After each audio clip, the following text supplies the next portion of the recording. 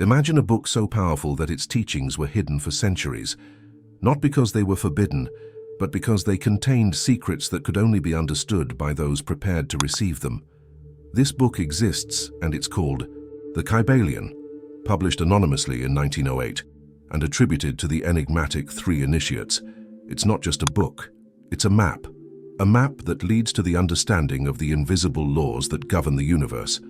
But here's the most intriguing detail. These laws are not merely abstract ideas. They actively shape the reality around us, and anyone willing to understand how they work can apply them right now. The Kybalion distills the wisdom of the legendary Hermes Trismegistus, the fusion of the Egyptian god Thoth with the Greek Hermes, known as the master of mysteries and the father of alchemy. His teachings gave birth to Hermeticism, a tradition that has influenced everyone from Renaissance philosophers to modern-day occultists. But why so much mystery? Simple. Knowledge is power, and true power is never handed over on a silver platter. The ancients understood that these laws could transform reality itself, so they veiled them in symbols, metaphors, and coded language. In the past, only initiates had access to them. Today, that barrier no longer exists. What you are about to learn isn't just theory. You will discover how each of the 7 Hermetic Principles can be applied in practical ways to shift your perception, influence your energy, and shape reality in your favor. If the Kybalion holds such immense power, why isn't it taught in schools? Why don't we hear about it in universities or see it discussed in the media? The answer is simple. Not all knowledge can be handed to just anyone at any time. Since ancient times, secret societies, esoteric orders, and closed circles have guarded these teachings as closely as possible. And it wasn't out of selfishness, it was for survival. Throughout history, those who held knowledge beyond the norm were relentlessly persecuted. Magicians, alchemists, and scholars of the hidden laws were burned as heretics, branded as madmen, or simply silenced. Why? Because of power. Understanding how reality truly works removes anyone from the role of a puppet and places them in the role of creator. And that's something many institutions, whether political, religious, or economic, have always feared. After all, a person who understands and applies these laws does not bow easily. This is why Hermetic texts were never written in plain language. They are full of symbols, metaphors, and codes that only true seekers can decipher. And here's the most important detail. Reading alone is not enough. You could devour 100 books on the subject, but if you don't put anything into practice, you will remain exactly where you are. The lips of wisdom are closed, except to the ears of understanding. The Kybalion. This single phrase, placed right at the beginning of the Kybalion, carries a profound meaning. It tells us that true knowledge cannot simply be handed over. It must be recognized, absorbed, and applied. What you are about to discover is not just philosophical theory. These are fundamental laws that govern everything around us. Just as gravity governs the physical world, the 7 Hermetic Principles govern reality on every level: mental, emotional, and material. The ancients knew this. The great masters, leaders and thinkers who shaped history, from Pythagoras to Da Vinci, from Isaac Newton to Nikola Tesla, understood that the human mind holds far greater power than we've been led to believe. The Kybalion teaches that by understanding these principles, you can learn to shape your own reality, aligning yourself with the invisible forces that govern the universe.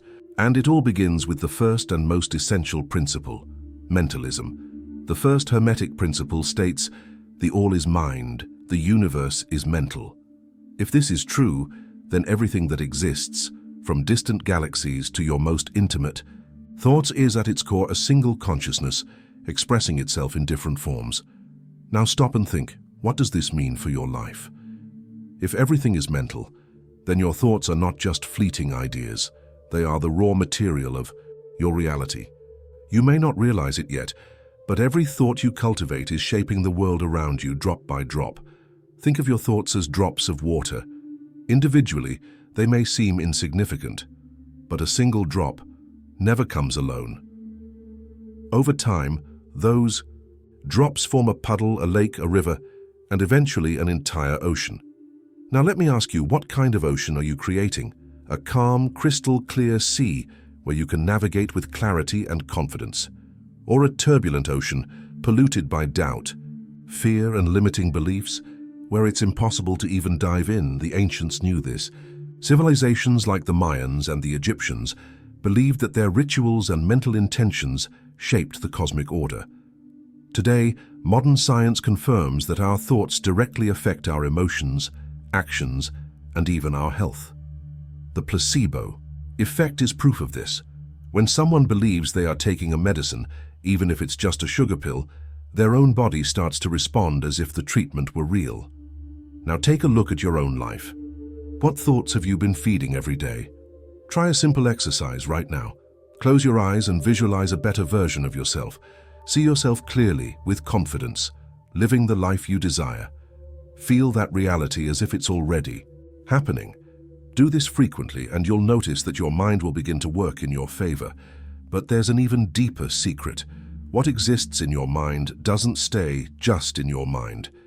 It reflects in the world around you, just like a fractal, where the smallest part contains the structure of the whole. Your external reality is nothing more than a reflection of what's happening inside you. This brings us to the next principle, correspondence. As above, so below, as below, so above. This simple phrase holds one of the greatest secrets of the universe. What happens in the microcosm reflects the macrocosm, and vice versa. The small mirrors the large. What is within manifests without. Think of a hologram. If you break a hologram in half, each piece still contains the entire image. No matter how much you divide it, the structure always repeats. Reality works the same way. The pattern that governs a single cell in your body is the same that governs entire galaxies. But how does this apply to your life? It's simple. If you want to change the world around you, you first need to change your inner world. Imagine that your mind is like a mirror. If the glass is dirty, distorted, or broken, the reality reflected in it will be the same. If you constantly feel internal disorder, full of chaotic thoughts, turbulent emotions, and limiting beliefs, then your external reality will reflect that chaos. But if you clean that mirror, align your thoughts and emotions, the world around you will start reflecting that clarity. Here's the most important point. There's no use trying to change the reflection in the mirror without first changing what's in front of it. Want a practical example? Think of someone who's always complaining that they only attract negative people or that nothing ever works out in their life. What that person doesn't realize is that they are looking into a mirror and seeing the reflection of what they themselves are projecting. If they want to change what they see, they need to change what they emanate. So try this simple exercise right now. Observe your life as if it were a mirror. What do you see around you that might be a reflection of what exists inside of you? How are your emotions, beliefs, and inner thoughts creating the external world you're living in? If you can recognize this connection, you'll have taken a massive step in the art of shaping reality in your favor. Now that we understand our mind reflects the universe, a new question arises. If everything is a reflection, how can we change the vibration of that reflection into something more positive? This brings us to the next principle, vibration. Nothing rests. Everything moves. Everything vibrates. If you pluck a guitar string, it vibrates and produces sound. If you toss a stone into a lake, waves ripple outward. Now imagine the entire universe as that lake, and every thought, every emotion, and every word you emit creates ripples in the reality around you. Nothing in the universe is ever truly still. Even a mountain, which seems solid and motionless, is vibrating at a microscopic level. The atoms that compose it are in constant motion, just like everything around us. And most importantly, thoughts and emotions are vibrations too. This means that every mental state you adopt has a specific frequency. Anger, fear, and sadness vibrate at lower, denser frequencies, while love, joy, and gratitude operate at higher ones. Have you ever noticed that when you're genuinely happy, everything seems to flow better? Opportunities appear, the right people cross your path, things simply work. That's because you are vibrating in harmony with higher energies. Now think of a tuning fork, that little metal instrument that, when struck, causes other objects around it to vibrate at the same frequency. Just like that, you also tune your vibration to whatever is around you. If you spend too much time consuming negative news, complaining, or surrounding yourself with pessimistic people, your frequency naturally adjusts to that lower level. But if you surround yourself with knowledge, meaningful conversations, and elevated thoughts, your vibration rises, and your reality shifts right along with it. And here's the most powerful detail. You can consciously change your vibration. A practical example. If you're feeling stuck in heavy, dense energy, do something that shifts your frequency immediately. Listen to music that inspires you. Breathe deeply and visualize a bright light surrounding your body. Practice gratitude. Say out loud 3 things you're grateful for. Move, walk, dance, jump. Your body and mind are interconnected. Small actions. Like these create massive changes because you are the conductor of your own vibration. But what if the vibration we want to change is trapped in repetitive patterns? What if we keep oscillating between extremes, being pulled up and down as if we're at the mercy of invisible forces? This leads us to the next principle, polarity. Everything is dual. Everything has poles. Everything has its pair of opposites. Like and unlike are the same. Opposites are identical in nature but different in degree. Imagine a thermometer. On one end there's intense heat, on the other, absolute cold. But where exactly does heat end and cold begin? The truth is, they're the same thing, only varying in degree. Now think about this in terms of emotions. Fear and courage, for example, are simply opposite ends of the same mental vibration. Doubt and certainty, sadness and joy, anger and peace, they all belong to the same spectrum. The secret of the principle of polarity lies in understanding that you don't have to eliminate a negative state, you can simply shift it toward its opposite. Want a practical example? Picture an Aztec warrior about to enter battle. He feels fear, but he can't allow it to paralyze him. Instead of trying to erase the fear, he shifts his vibration toward the opposite end of the spectrum, courage.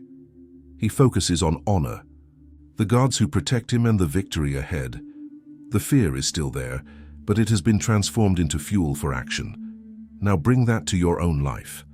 When you feel anger, anxiety, or discouragement, stop and ask yourself, what is the opposite of this emotion? How can I slide my vibration toward that other side? Here's a simple exercise to do exactly that. Identify the emotion you want to change. Are you feeling fear, anxiety, anger? Name its opposite. If you feel fear, the opposite is confidence. If it's sadness, the opposite is gratitude. Act as if you're already in that new state. Your mind responds to action. If you want to shift out of sadness, smile. If you want to move out of doubt, speak to yourself as someone who already has certainty. Your brain doesn't distinguish between what you imagine and what is real. So when you act as if you're already vibrating at the desired frequency, your mind adjusts to it. That's how you transmute your emotions. You don't fight the negative. You move it toward the positive. But if everything vibrates and everything has poles, why do we sometimes feel stuck in repetitive cycles, constantly swinging from one extreme to the other, with no control? This connects us to the next principle, rhythm. Everything flows out and in. Everything has its tides. All things rise and fall. The pendulum swing manifests in everything. Have you ever noticed how life seems to move in unavoidable cycles? There are moments of high energy and moments of fatigue, days of pure inspiration and days of complete stagnation, times of abundance and times of scarcity. This isn't coincidence, it's rhythm. The entire universe moves in cycles. The tides rise and fall, the seasons rotate, empires rise and collapse. In the same way, your inner states also fluctuate. No emotion lasts forever, and no situation is permanent. Now picture yourself out at sea. If you fight against the waves, you'll exhaust yourself quickly and might not even move forward. But if you learn how to surf, you can use the very movement of the water to your advantage. This is the secret of the principle of rhythm. Don't resist the flow. Learn to move with it. In practice, this means that when you find yourself in a positive phase, full of motivation, clarity, and energy, you should make the most of it and plant seeds for the future, because the downswing will come. And when it does, instead of panicking, you'll know it's simply a natural cycle, like night, always preceding the dawn. Here's the trick the great masters understood. The wise are not dragged by rhythm, they rise above it. Instead of being a slave to emotional swings and life's highs and lows, they learn to anticipate them and use them to their advantage. Want a practical example? When you notice you're entering a cycle of low energy, instead of forcing yourself to fight against it, accept it and use the moment to rest, reflect, and reorganize your plans. Likewise, when you feel you're in a phase of expansion, use that momentum to take action, create, and move forward.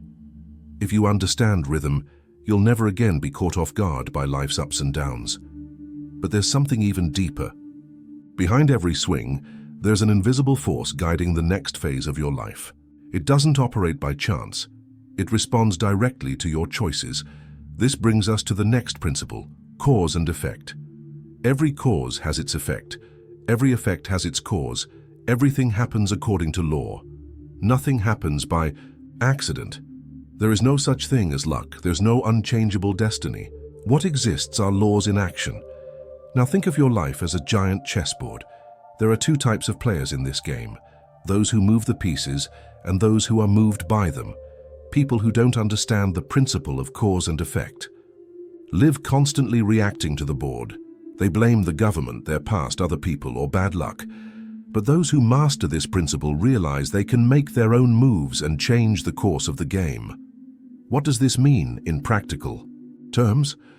It means that everything you're experiencing today is an effect of causes you yourself created in the past. Your choices, your thoughts, and your actions planted the seeds for your present reality. And this isn't something to feel trapped by. It's the key to your freedom. Because if every effect has a cause, then you can start creating new causes to generate new effects. Think of an architect. They don't build a skyscraper out of thin air. They create a blueprint, choose materials, and plan every detail before laying the first stone. Now apply that to your reality. What are you designing? For your future? Here's a simple exercise. Identify an area of your life that isn't how you'd like it to be. Ask yourself, what were the small causes that led to this effect? If your health isn't great, what habits brought you here?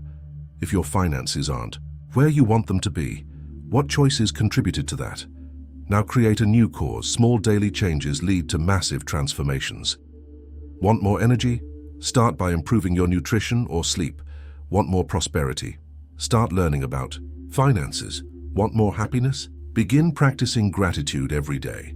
The difference between a wise person and an average person lies here. Most people react to what happens, while the wise create the conditions they wish to live in. But there's something even deeper. Every act of creation requires two principles to fully manifest: the masculine and the feminine, the active and the receptive, the giving energy and the receiving energy. This leads us to the final principle, gender. Gender is in everything. Everything has its masculine and feminine principles. Gender manifests on all planes. Every act of creation follows a pattern. Nothing comes from nothing. For anything to manifest in the physical world, two forces must meet: the active energy and the receptive energy, the masculine and the feminine, the sender and the receiver. Now set aside for a moment the concepts of man and woman. The principle of gender isn't about biological gender, it's about universal forces. These two polarities exist in everything, in nature, in thought, and in existence itself. The sun warms the earth, a seed fertilizes the soil, the mind generates ideas, but it's action that brings them into reality. Without this union of forces, nothing can be created.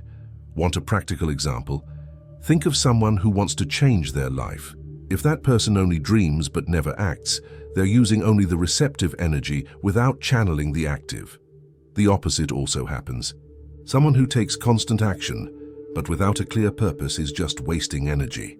True manifestation happens when thought and action, intention and movement, masculine and feminine, work together. Here's the secret. You already have both forces within you.